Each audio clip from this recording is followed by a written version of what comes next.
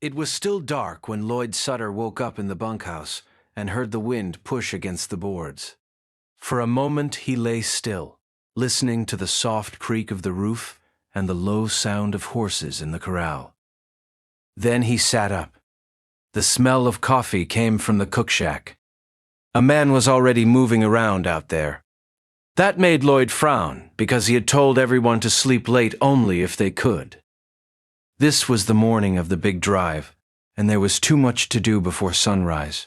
He pulled on his boots, grabbed his hat, and stepped outside. The Wyoming sky was still gray and cold. To the east, the pasture fence cut a black line across the land. Farther off, the rails at Dustwater siding were not yet visible in the dawn. Inside the cook shack, Ben Holt looked up from a pan of bacon. Ben was the ranch foreman, a square-shouldered man with a calm face and a weathered neck. "You're up early," Ben said. "So are you," Lloyd answered. He looked at the wall hooks near the stove.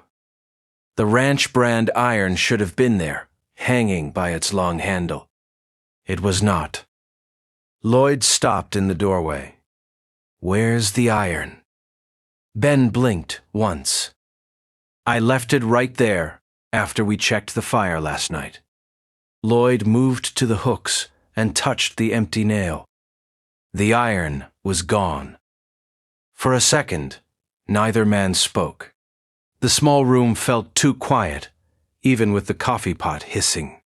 "Maybe one of the hands put it in the tack room," Ben said. Lloyd shook his head. "No, I would have seen it." He stepped back outside and looked toward the yard. The brand iron was a heavy piece of work, shaped like a wide S for the Sutter Ranch. It was needed that day.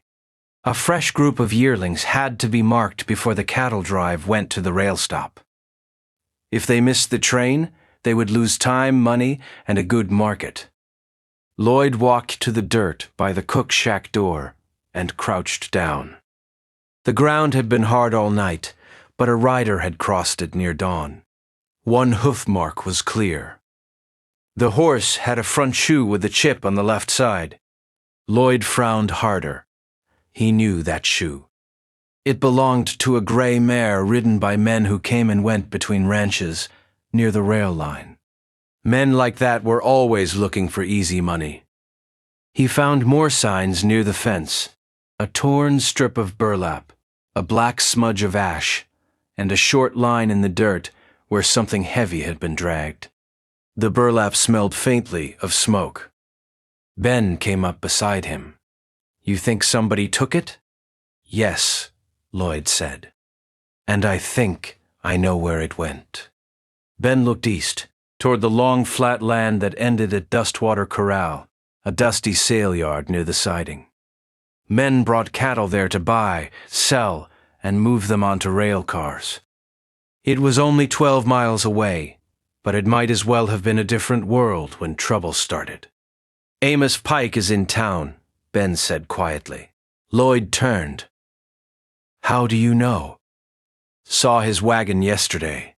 He was asking around about herd sizes and rail space." Amos Pike was a cattle buyer with a clean coat, a soft voice, and a bad habit of making deals that never seemed fair to anybody but himself. Lloyd looked at the empty hook again. He didn't take it for fun. He took it for a reason. Quote, Ben's jaw tightened. "You think he wants to mix our stock with his?" "Worse than that." Lloyd had seen Pike's kind before. A man like that could slip stolen cattle into another herd, then put a brand on them to hide the truth. If Pike had Lloyd's brand iron, he could make stolen cattle look like Sutter cattle. If he did that before the sale, the mess would take weeks to untangle. Lloyd straightened. "Get the men ready. Keep the herd calm. I'm going to town for the sheriff." Ben nodded. "You want me to send Sam?" Sam Cole, the youngest hand on the ranch, stood by the corral gate with a tin cup in both hands, listening hard. Lloyd pointed at him. Yes. Sam, ride fast to Sheriff Mercer at the siding office. Tell him Amos Pike has stolen our brand iron and is trying to mix cattle at Dustwater Corral. Tell him to come now, before the sale starts. Sam's eyes widened. Yes, sir. He threw down his cup and ran for his horse. Lloyd turned to Ben. If the herd moves, keep them south of the wash. Don't let anyone take a head without checking the brands. You think Pike will come here? No, he wants us to come to him. Lloyd grabbed his saddle from the rack and headed for his horse, a strong bay gelding named Hank. Within minutes, he was riding hard toward Dustwater siding, with dust under his boots and a cold wind in his face. The trail was easy to read. Pike's rider had not tried very hard to hide. Lloyd saw wagon tracks beside the road, then more hoof prints, and then the sign of cattle pushed in a hurry. At one bend near a dry creek bed, he found another small clue, a fleck of fresh black grease on a willow branch. Brand irons carried grease when they were packed away. This one had been wrapped and moved in haste. The sun came up pale and thin over the range. The land looked flat and open, but Lloyd knew how fast trouble could hide in open country. A man could see 10 miles and still miss the one thing that mattered. By the time he reached Dustwater siding, the town was awake. The train depot stood by the track, and across the street, a small office with the sheriff's sign hung over the door. A livery stable, a feed store, and a cafe sat close together near the dusty main road. Beyond town, the corral fences rose against the morning like rough brown boxes. Lloyd tied Hank in front of the sheriff's office and went inside. Sheriff Ned Mercer sat at a desk with a cup of coffee and a plate of eggs. He was a broad man with a neat mustache and tired eyes. He looked up as Lloyd came in. If this is about the rail rate again, the railroad man won't like it, Mercer said. This is worse than rail rates, Lloyd said. Amos Pike stole our brand iron. I think he's got stolen cattle at Dustwater Corral, and he's getting ready to sell them. Mercer's face changed at once. He set down his fork. That's a strong claim. Lloyd laid the strip of burlap on the desk. A rider came from our place before dawn. He took the iron from beside the cook fire. I found his horse tracks and the wrap. Pike's gray mare has the same chipped shoe mark. He wants to brand stolen cattle with our mark and sell them as part of my herd. Christ. Mercer stood up. You have proof enough to make me ride. Outside, the wind had picked up. Fine dust moved along the road in little waves. Mercer called for his deputy, a lean man named Oscar Vale, and the three of them mounted quickly. As they rode toward the corral, the sky changed. A wall of dust rose in the west, low at first, then taller, then wide enough to swallow the hills. The wind came hard across the open land. It slapped at hats and collars and filled eyes and mouths with grit. Storm's coming fast, Oscar said. Lloyd leaned low over Hank's neck. That may help us.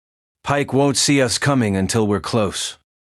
The corral was already busy when they reached it. Several wagons stood outside the fence. Men moved cattle through the gates with loud shouts and swinging ropes. A round pen near the rail spur held a mixed herd, some fat and clean, some rough and underfed. A buyer's stand had been set up with a desk, a ledger, and a scale. Pike stood near the center, one hand on his vest, looking calm as a banker. Lloyd saw the iron fire at once. A small forge had been set against the inside wall of the corral. coals glowed red in a low pit, and Lloyd's brand iron lay across them, heating to a bright color. That sight hit him like a fist. His own mark was in Pike's fire. Then Lloyd saw another thing that made his stomach turn. 2 steers near the north fence had their hides freshly scraped. Under the loose hair, the Sutter brand showed faint but clear. They had been stolen from his range days ago and hidden inside Pike's herd. Mercer pulled his horse to a stop near the gate. "Nobody move," he called. Pike turned, surprised for only a second. Then he smiled. "Sheriff Mercer, glad you're here. We're about to start the sale." Mercer did not smile back. "You're going to wait." Pike spread his hands. "On what grounds?" Lloyd pointed toward the forge. "On that." Pike's smile faded. The wind blew dust across the yard, and men blinked and turned their faces away. Lloyd did not wait for another word. He kicked Hank forward and rode straight toward the forge wall. Pike shouted, and one of his hands reached for a rope, but the storm was already making everything hard to see. Dust rolled through the corral in a thick brown wave. Lloyd slid off his horse, while Hank was still moving. He ripped a wet feed sack from a nearby barrel, wrapped it around his hand, and grabbed the brand iron from the coals. The iron came loose with a shower of sparks. For one clear second, he held it up between the fire and the dust. The red S glowed like a piece of the sunset. In that same moment, the storm hit full force, and the whole corral vanished into blowing grit. "That's our iron!" Lloyd shouted. Pike took a step back. He could not hide the fear in his face now. Sheriff Mercer rode closer until his horse stood almost beside the fence. "Amos Pike, step away from those cattle." "You can't prove a thing," Pike snapped, but his voice was thin under the wind. Lloyd moved to the nearest steer and pointed to the scraped hide. "Look here. Fresh brand work over an old mark. These animals were hidden and touched up. Those 2 came from my north pasture. Oscar Vale and 2 corral hands hurried to the fence line. They pushed one steer aside, then another. Under the dust and hair, the old Sutter marks were there. One had been cut and covered badly. Another had been burned over in a hurry." Mercer looked at Pike. "You got one chance to make this easy. Tell your men to stand back." Pike's face went gray. He looked around, as if hoping the storm would carry him away. But there was nowhere to go. The corral walls held him in, and the sheriff's horse blocked the gate. One of Pike's men, a younger fellow with dust on his coat, lowered his head and backed away from the buyer. "I just hauled the stock," the man said. "He told me the brands were clean." "Quiet," Pike snapped. Mercer pointed at him. "You're done." He stepped down from his horse and took Pike by the arm. Oscar moved in at once and took the buyer's gun from his belt. Pike did not fight. He seemed to have lost the fight before he understood it was happening. The storm kept blowing hard, but the worst of it turned the yard into a brown blur. Men covered their faces with sleeves and hats. Cattle pressed against the fence and bawled. The rail car on the spur creaked in the wind. Lloyd held the hot iron away from his coat and started toward the gate. The sheriff came with him. "Take that to the office," Mercer said. "We'll wrap it in wet cloth. I want a clear look at it before the morning's over." Lloyd nodded. "It's yours until the papers are done." Mercer gave him a short look. "No, it's your brand. You keep it." Inside the corral, the storm kept pounding the boards. Ben Holt arrived with 3 ranch hands just as the wind began to ease. Sam Cole was with them, grinning through the dust. "I found the sheriff," Sam said breathlessly. He was already on the road. Lloyd let out a long breath he had not known he was holding. Good work. Ben looked at the scene, then at Pike, who now stood with his hands bound and his face sunk low. "You got here in time." "Not by much," Lloyd said. They spent the next hour sorting cattle.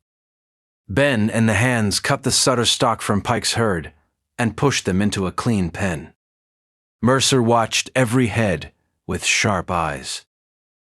Pike's papers were checked, then checked again. More stolen cattle were found under his mark, and the truth spread fast among the men. By noon, the dust storm had moved on. The sky opened into a hard blue above the flats. The sun hit the corral and turned every wet patch to steam. The train whistle blew from the siding. Lloyd stood by the fence and looked at the herd he had nearly lost. The cattle were tired, dusty, and jumpy, but they were his. More important, they were no longer mixed with Pike's stolen stock. The drive would go on. The ranch would be paid. The rail cars would be loaded with the right cattle under the right name. Ben came up beside him. "You want to tell me how you knew to head straight here?" Lloyd turned the brand iron in his hand. It was dark again now, no longer red, but the shape was the same. A man doesn't steal a brand iron unless he plans to use it fast.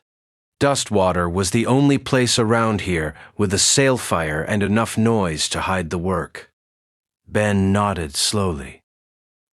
And Pike thought the storm would cover him. It almost did, Lloyd said.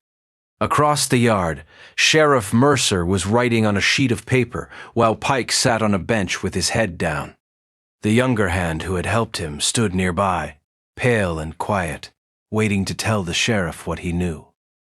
Lloyd walked to the forge, set the iron back on the hook, and looked at the S shape on its end. The handle was warm from the fire, but the metal was safe now. His ranch mark was back where it belonged.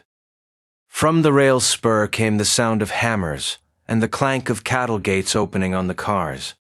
Lloyd wiped dust from his face, looked at the loading pens, and said, "Let's finish the drive." And with the storm gone and the sheriff on hand, they did.